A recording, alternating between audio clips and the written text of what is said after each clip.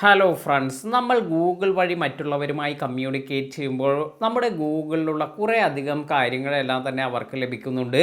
അപ്പോൾ ഇങ്ങനെ ഗൂഗിളിൽ നമ്മൾ കൊടുത്തിരിക്കുന്ന എന്തെല്ലാം ഇൻഫർമേഷനാണ് മറ്റുള്ളവർക്ക് ആക്സസ് ചെയ്യാൻ സാധിക്കുക? ഇനി ഇത്തരത്തിൽ ഇത് അവർ ആക്സസ് ചെയ്യേണ്ട എങ്കിൽ എങ്ങനെയാണ് ഇത് മോഡിഫൈ ചെയ്യുക? ഇതിനെക്കുറിച്ചെല്ലാമാണ് ഇന്നത്തെ വീഡിയോയിൽ പറയുന്നത്.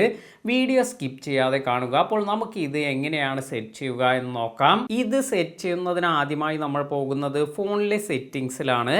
അതിനുശേഷം താഴേക്ക് സ്ക്രോൾ ചെയ്ത് ഗൂഗിൾ എന്നതിൽ പോവുക.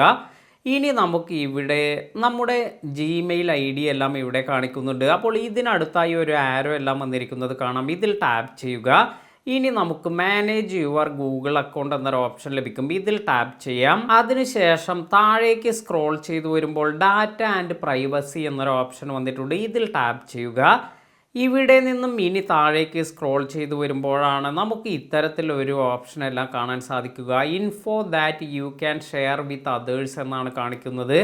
അതായത് നമ്മുടെ ചില ഇൻഫർമേഷൻ എല്ലാം തന്നെ മറ്റുള്ളവരുമായി ഷെയർ ചെയ്യപ്പെടുന്നുണ്ട്. അതിൻ്റെ ഇൻഫർമേഷൻ എല്ലാമാണ് ഇവിടെ കൊടുത്തിരിക്കുന്നത്. ഇതിൽ ഏറ്റവും ഇമ്പോർട്ടൻ്റായി നിങ്ങൾ ശ്രദ്ധിക്കേണ്ട ഒരു കാര്യമാണ് ലൊക്കേഷൻ ഷെയറിംഗ് എന്നത്.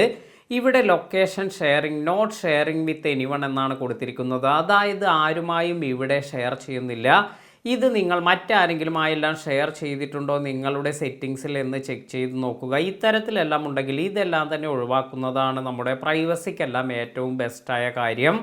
ഇനി മറ്റൊരു കാര്യം എന്ന് പറയുന്നത് പ്രൊഫൈൽ എന്ന ഓപ്ഷനാണ്. ഈ ഒരു പ്രൊഫൈലിൽ നമ്മൾ ടാപ്പ് ചെയ്യുന്ന സമയത്താണ് നമ്മുടെ ഏതെല്ലാം ഇൻഫർമേഷൻ മറ്റുള്ളവർക്ക് കാണാൻ പറ്റുമെന്നെല്ലാം ഇവിടെ കാണിക്കുന്നുണ്ട്.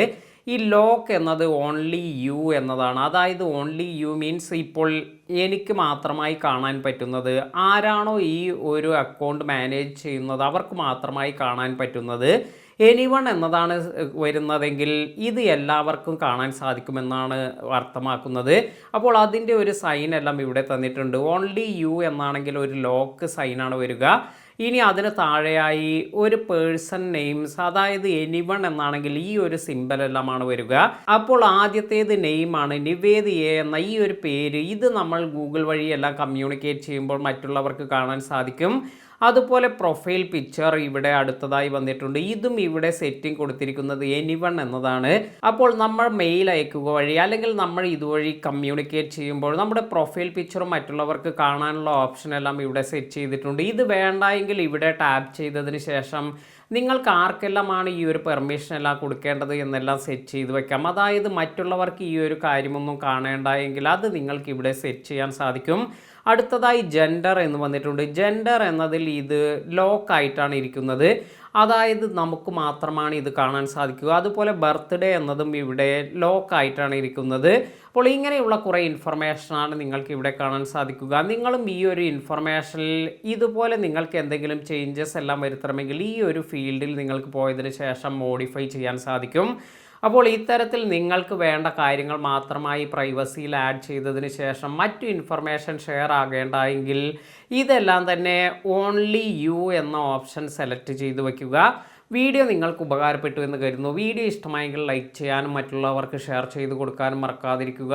പുതിയ അറിവുകളുമായി മറ്റൊരു വീഡിയോയിൽ കാണാം. താങ്ക്